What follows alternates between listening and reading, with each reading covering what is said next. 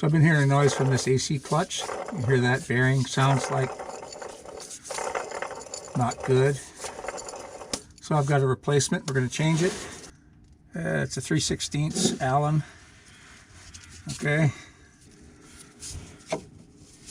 I think I got it to turn.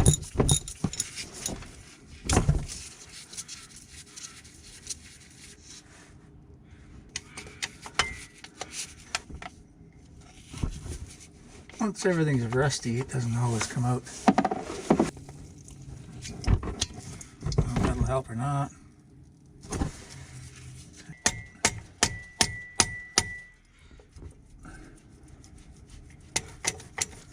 Okay, it's coming out.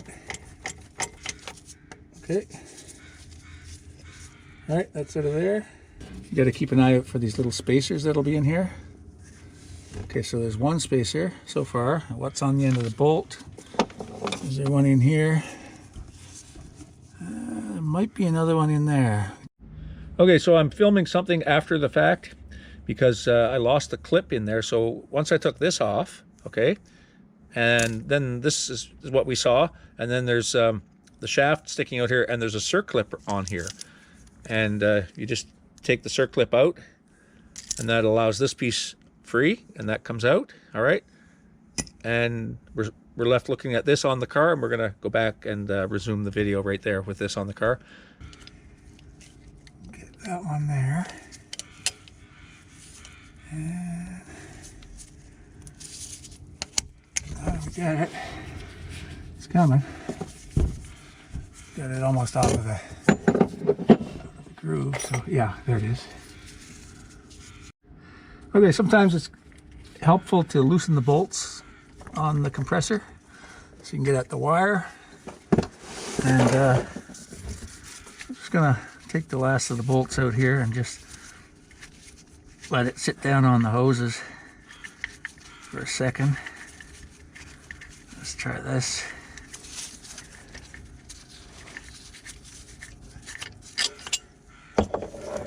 Now, there it is. It's just sitting there like that.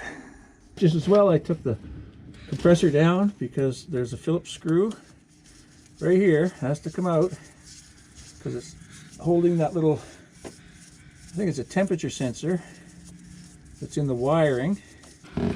See, it comes out of here, and it goes through that, and then up to the plug. And that's not cooperating. It's not cooperating. Now, how do you cool your lips after a summer's kiss? Someone played that song to me one time. They did so. They played that song to me. They thought I was insensitive after a summer kiss. Can you imagine me insensitive after a kiss? It's hard to believe. Oh, here we go, here we go. Here we go, here we go. Let me see. How do you cool your lips after a summer kiss? Come on out of there. Break the wire off it, then it's never going to come out of there. Nothing to pull on. Doesn't that drive you nuts? Come on. Okay, so I got that little thing out of the well here. I'll show you in a minute. So I got that little piece. I got the wires broken off it, but it just sits down in there. It looks like it's got a little thermal paste on it. So here it is here. That's pretty rugged, isn't it? Look at that. So yeah, the wire comes out of here. Those two go down to that little thermal sensor, and this goes to the plug here. So that's, yeah. So let me show you the old one next to the new one, and you'll understand it a little better. Okay, so here's how it comes apart in order of disassembly. So that's the screw that came out of the center of here.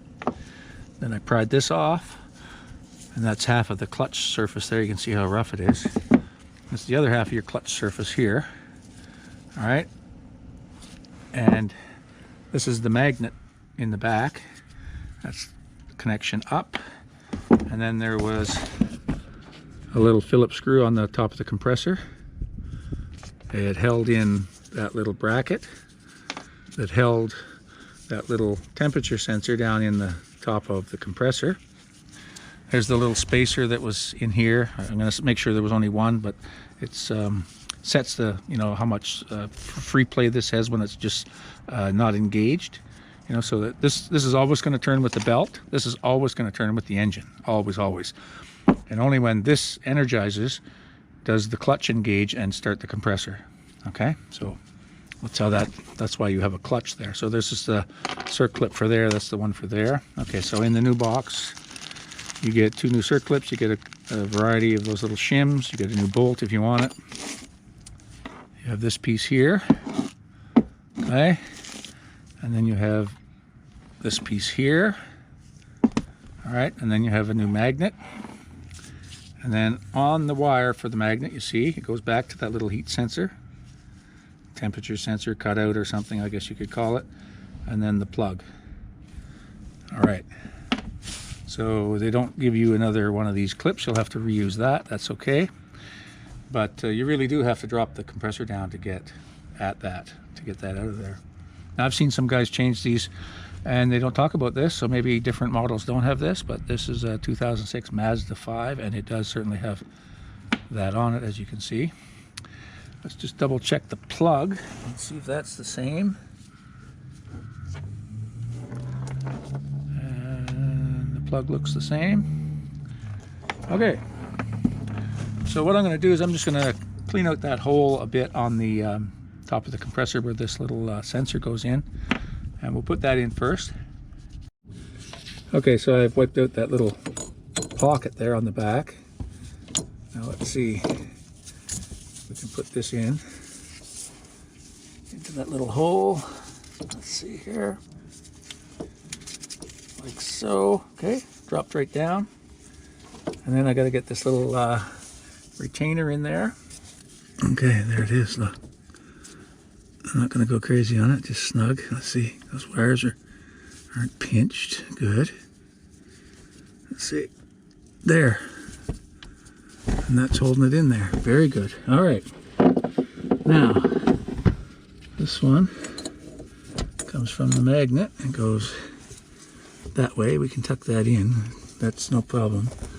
This one's going to go up and plug into the connector. Okay, on the back of here there's a little nub that sticks out and it has to go in that little notch right there. Okay, so you just line that up, see, right there. That makes sure the wire's at the top. It positions the wire. Bring that up. So, ready. Okay, so the first thing we need after that's in there is the circlip. Okay, it's the big one. Okay, so I got the new circlip here. Let's see if we can get that in there. Okay, so I got that circlip in there. All right. And then the next piece is this one. That just sits over here like that. Okay, with that on there, now we got another circlip to put in here.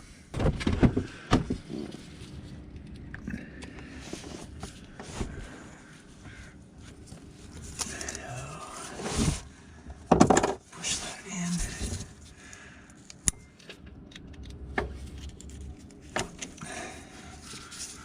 There it is.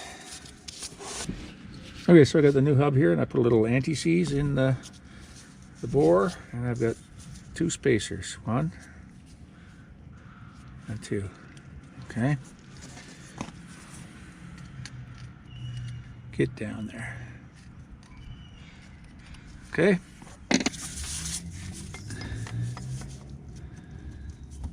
okay,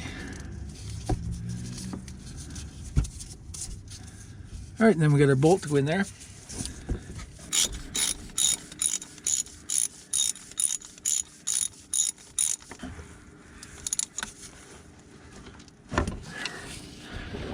Nice and snug, that's good.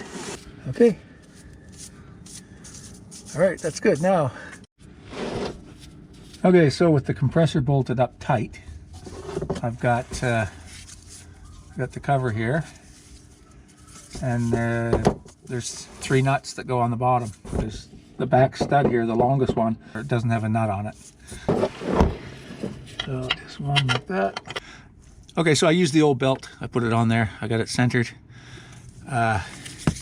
This belt here, you can see how it's got this sort of, what do they call that, alligator sort of finish on the inside, and there are grooves there, but it's just too tight.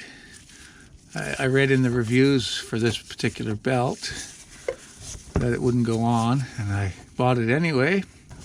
It's actually, the number's 4050272S, and they say it's a stretch belt. Man, there's not much stretch in that.